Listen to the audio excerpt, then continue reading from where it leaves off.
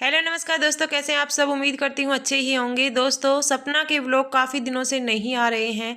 सपना regular vlog काम नहीं कर पा रही है। आप सभी को पता है द रोड चैनल वैसे ही डेड पड़ा हुआ है, ना तो उस पर कोई व्लॉग आ रहे हैं और जो पहले के व्लॉग थे वो भी सारे प्राइवेट या डिलीट कर दिए गए हैं।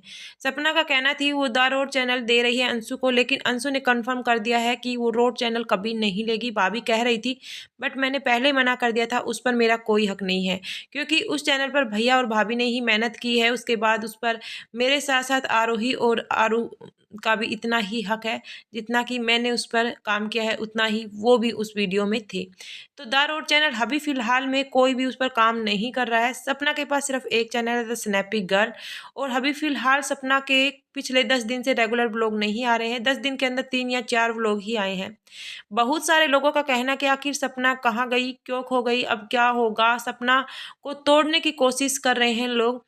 कुछ लोगों को तो काफ़ी ज़्यादा खुशी मिलती है, जो लोग चाहते थे कि सपना के साथ यही हो।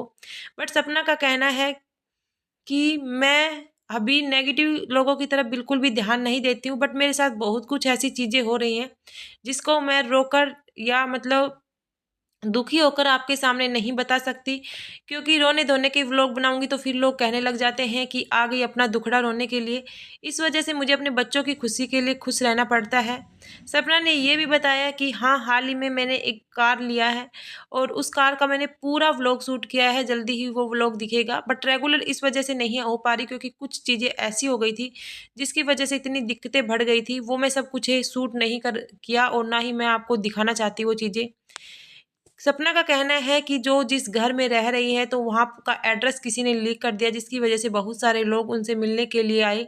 अब मुझे नहीं पता वो मेरे विस्लर थे या कुछ मुझे जो मेरे हेटर्स हैं वो थे। क्या हो सकता है, मेरी 2-2 छोटी बेटियाँ हैं, इस वजह से मैं पुलिस कंप्लेंट की है और मैंने बुलाया था भैया को, लखन भैया आए थे। उसके बाद पुलिस कंप्लेंट हुई थी और लखन मेरे सबसे बड़े सपोर्टर हैं। वो मुझे हमेशा कुछ ना कुछ नई चीज़ें बताते रहते हैं, जिसकी वजह से मैं पॉजिटिव रहना सीख गई हूँ।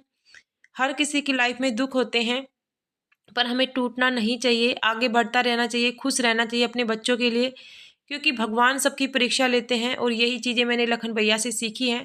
बट अभी मैं जो काम कर रही हूँ, रेगुलर व्लॉग डालूँगी, एक दिन छोड़ एक दिन डालूँगी या रेगुलर डालूँगी, जैसे भी डालूँगी वो आपके सामने होंगे। मैं कभी भी किसी के बारे में गलत नहीं कहूँगी, क्योंकि जो कुछ हो गया है शायद भगवान अच्छा करे, कभी ना कभी तो अच्छा हो जाता है। चीज़ें और परिस्थितियाँ बदलती रहती हैं।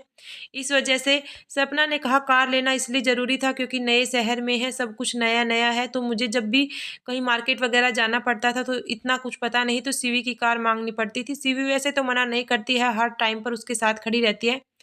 बट हर टाइम पर किसी का माँगना, तो कार ली है और मैंने व्लॉग भी इसलिए बनाया है क्योंकि मैंने किसी के पैसों की नहीं ली, अपनी मेहनत से ली है, तो इसमें कोई बुराई नहीं है। सपना ने साफ कहा है, क्योंकि आप सभी को पता है सपना के ससुराल वालों की तरफ से उसे कुछ भी नहीं मिला था, तो वो अपनी मेहनत से ली है या उन्होंने लोन से ली है, क्योंकि आजकल सब कुछ लोन वगैरह भी तो चलते हैं। तो वो उसका सब जैसे घर का रेंट भर रही है, वैसे ही कार की भी किस्त वगैरह ली होगी उसने, क्योंकि एकदम से इतना सारा पैसा भाई बहुत मुश्किल होता है एडजस्ट करना। वैसे सपना अभी साड़ियों का जो बिज़नेस स्टार्ट किया है उसके बारे में कोई भी बात नहीं की। मैंने उनसे मैसेज भी किया था, दीदी साड़ियों का बिज़नेस क्यों नहीं कर, क्योंकि आप सभी को पता है सपना ने अभी थोड़े दिन पहले कुछ लहंगे और साड़ियाँ दिखाई थी और कहा था कि मैं अपना न्यू बिजनेस स्टार्ट कर रही हूँ। हालांकि वो काफ़ी सारी साड़ियाँ वगैरह लेकर आई थी अजमेरा फैशन से, बट उसके बाद उसका कोई भी वीडियो वगैरह नहीं आया साड़ियों से रिलेटेड। मैंने सोचा था सही है, ये एक साइड बिजनेस होना भी चाहिए, क्योंकि सोशल मीडिया आज है कल नहीं होगा। और आजकल आपने देखा होगा सोशल मीडिया पर बहुत सारे ऐसे लोग हैं जो अपनी मेहनत से फिर अपना बिजनेस स्टार्ट कर लेते हैं, भाई उसमें कमाई हो जाती है, व्यूज़ आज अच्छे आ रहे हैं कल नहीं भी आएंगे। और अभी तो सपना इतनी अच्छे से एक्टिव है भी नहीं, बट सपना कुछ ऐप्स जैसे मिंत्रा, मीशो वगैरह से या उनके प्रमोशन से कुछ अच्छे से अर्न कर लेती है। बट सपना को अभी और मेहनत करने की ज़रूरत है। अच्छे बच्चों के भविष्य के लिए उन्हें सोचना पड़ेगा और स्ट्रॉन्ग होकर खड़ा होना पड़ेगा और रेगुलर काम करना ही पड़ेगा, चाहे वो अपना एक टीम मेंबर वगैरह रख ले। अभी फ़िलहाल उसके भाई भी उसके साथ नहीं है, अदरवाइज़ उसके भाई उसकी हेल्प कर देते हैं वीडियो वगैरह शूट करने में। उसकी मम्मी पूरे दिन काम में ही लगी रहती है, 2 बच्चों को सँभालना, घर का काम वगैरह काफ़ी सारे हो जाते हैं। उसके पापा साथ आए हुए हैं और उसने बताया कि भाई इसलिए साथ नहीं आए क्योंकि करवा चौथ आ रहा है और भाभी का मतलब करवा चौथ के लिए तैयारी वगैरह करवानी थी। और भाई करवा चौथ पर तो साथ रहना ही ज़रूरी है।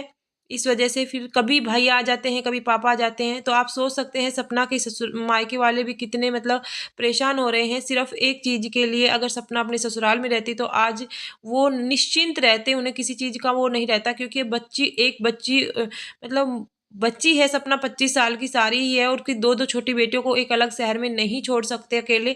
तो माँ-बाप तो पूरी ज़िंदगी अपने बच्चों के साथ खड़े रहते हैं भई, हर दुःख, तकलीफ़, सुख हर चीज़ में खड़े रहते हैं। बच्चे खुश सुख रहते हैं तो माँ-बाप को कोई चीज़ें मतलब वो नहीं होती। सपना पहले शिवपुरी रहती थी, उनके मम्मी-पापा को कोई टेंशन नहीं थी, वो भी आराम से रहते थे, बट अब भई उनके साथ रहना पड़ रहा है।